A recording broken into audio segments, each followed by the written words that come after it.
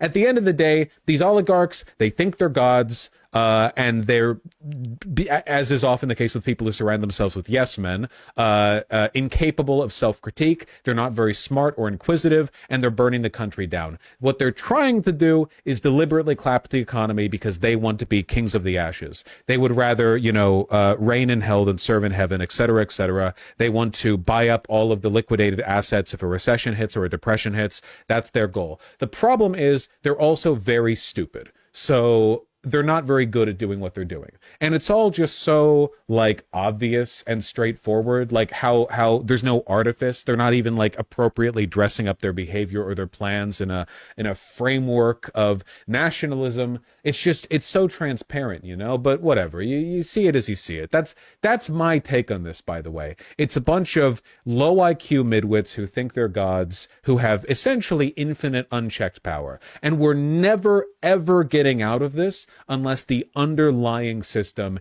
is destroyed. It's not enough, Elon and Jeff Bezos and Zuckerberg, okay, it's one thing with Elon, who's literally the shadow president. But notice how Zuckerberg and Jeff Bezos, also massive social media tech oligarchs, immediately bent the knee and then pivoted over to the right. Like this. They pretended to be these apolitical, neutral arbiters of tech and business for decades. And then the nanosecond they thought they could get away with it, Jeff Bezos came out and said, we're no longer allowing anti-American editorials in the Washington Post. Zuckerberg went on Joe Rogan and talked about how the epic and based and red-pilled fascism was, or whatever the he said in that interview, while pretending to be relatable as a lizard man. It's not them specifically. You could get rid of them and replace them with 3 different dudes, and they would do the same thing. You could do it over and over and over and over again. Get your good billionaires, get, Soros or Mark Cuban, and put them in the same positions. They'll do the same thing. It's materialism. It's the material circumstances.